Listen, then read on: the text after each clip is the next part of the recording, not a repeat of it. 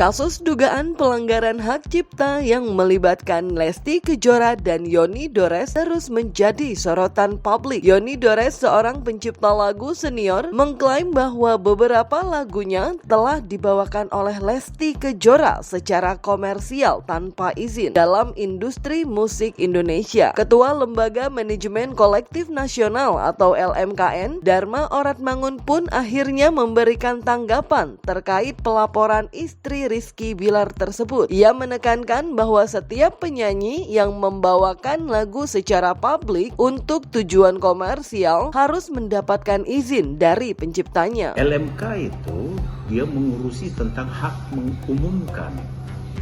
Kalau mechanical rights, hak menggandakan, itu direct langsung kepada Undang di Indonesia mengatur bahwa hanya bisa mendapatkan hak ekonomi dari hak mengumumkan itu manakala si pemilik hak cipta mendaftarkan karyanya atau menguasakan karya-karyanya itu melalui lembaga manajemen kolektif. Saya sampai ke bikin LB Polda karena kesalahan saya, merasa saya dianggap enteng aja itu sama Lesti. Padahal saya niatnya baik, cuma konfirmasi aja. Itu pun saya nggak langsung begitu, saya nanya dulu ke publisher, Pak ini Lesti ada izin nggak? Nggak ada. Saya minta suratnya, dapatlah suratnya.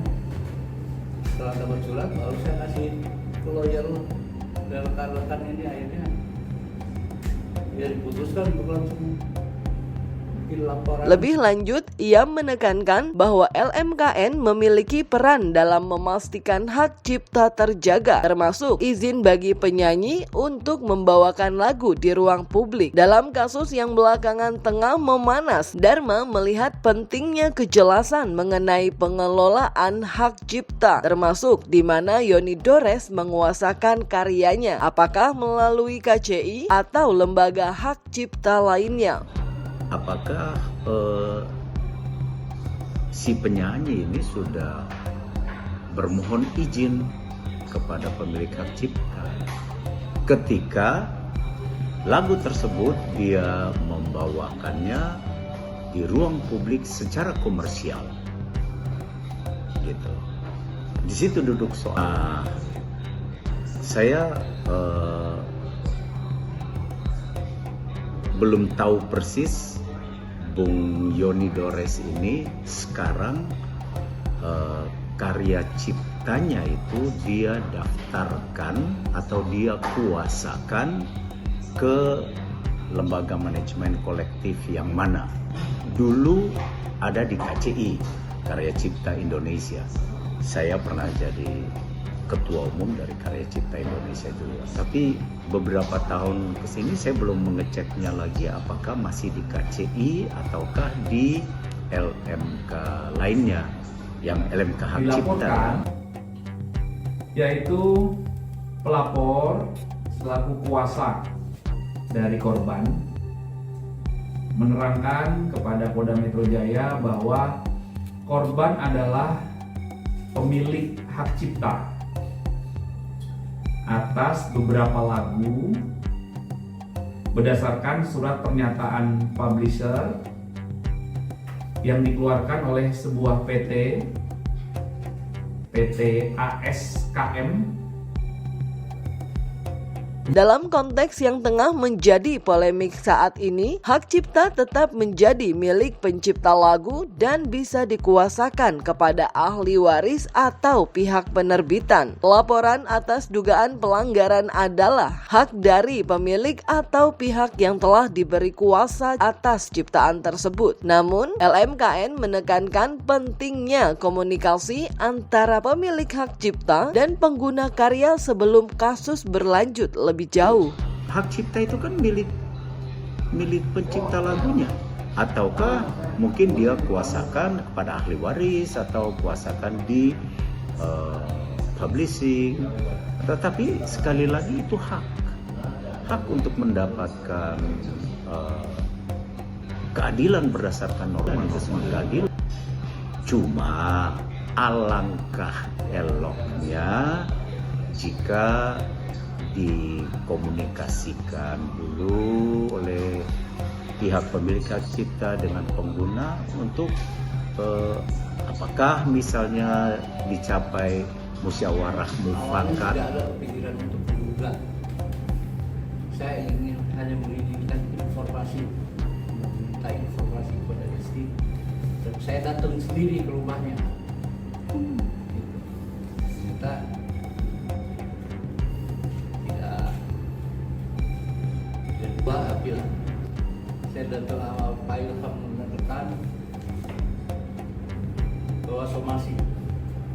Kenapa saya bahas somasi? Karena saya udah datang 4 kali masih ini, sementara saya cuma ingin konfirmasi aja ke Lesti. Saya pikir kalau sampai dikasih somasi mungkin bisa keluar lah gitu ya, minimal menghubungi saya kan, teleponnya dicantumkan kan, telepon apa semacam. Kita nunggu dari reaksi dari somasi itu, ternyata nggak ada sama sekali reaksinya. Ya, saya manusia bukan nabi.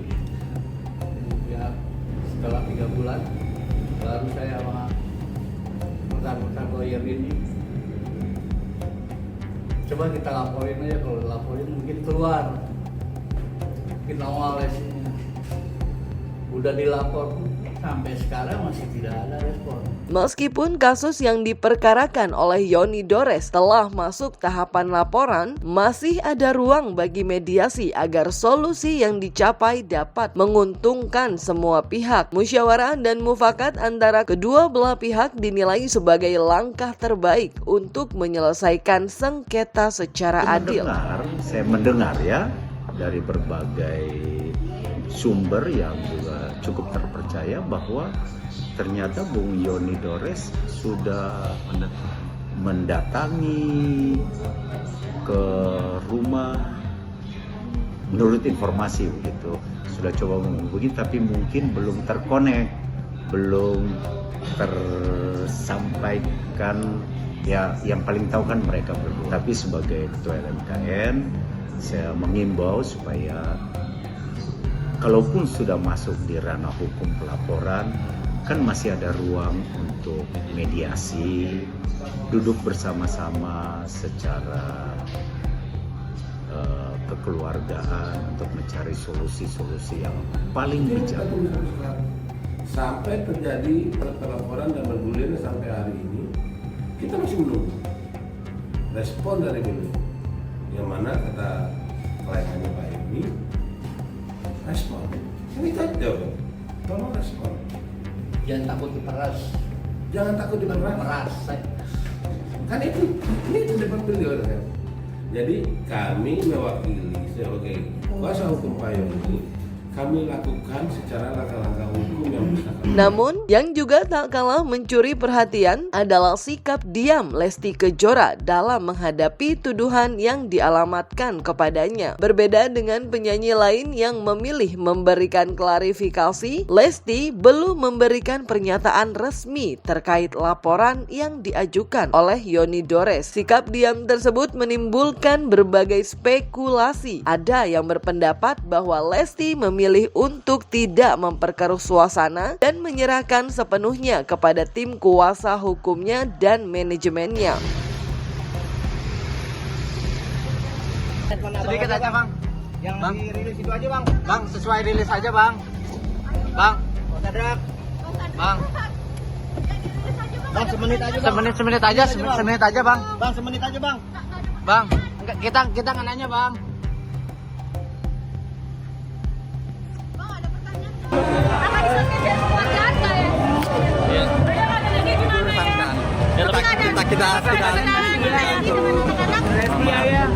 Mohon maaf ya, doanya aja dari semuanya ya. Makasih ya. Pesannya doakan aja katanya. Gitu aja. Makasih ya. Oke. Kanan. Oke. Baik-baik aja.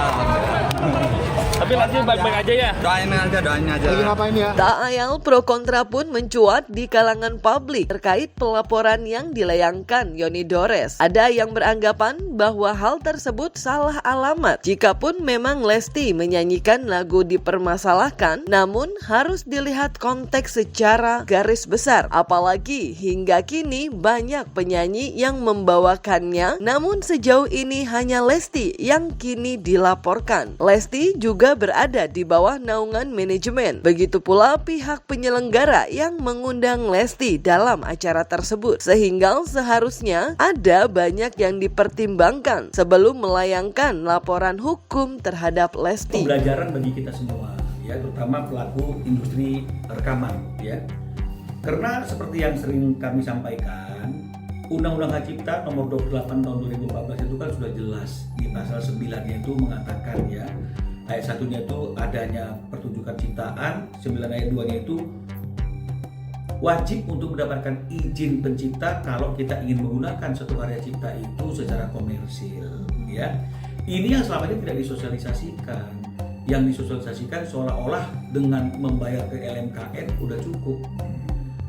Pakai pasal 23 ayat 5. Pada 23 ayat 5 itu kan di bawah judul hak ekonomi pelaku pertunjukan. Karena kalau di pasal 9 itu kan di bawah judul hak ekonomi pencipta. Nah, jadi semua merasa keberatan untuk meminta izin. Padahal memang undang-undang mewajibkan hal seperti itu. Itu kami lakukan ketika mengajukan gugatan Aribias ke Agnesmo. Nah, sekarang kalau misalnya kemudian ada pencipta lain yang kemudian sadar akan hak eksklusifnya atas karya ciptanya seperti Yeni Dores itu, dan dia melihat bahwa ada penyanyi yang membawakan lagunya secara komersil dan tanpa izin, saya rasa dia berhak dong untuk melakukan upaya hukum tersebut, ya, baik secara pidana karena memang di 113 itu kan juga ada sanksi pidananya, dan juga tentu ya secara keperdataan juga boleh kan begitu, ya, karena di situ juga ada kerugian hak ekonominya. Dan Jadi saya itu kira sebagaimana diatur di pasal 113 Junto pasal 9 Undang-Undang nomor 28 tahun 2014 tentang hak cipta dengan ancaman pidana paling lama 4 tahun dan atau dengan pidana denda paling banyak 1 miliar rupiah.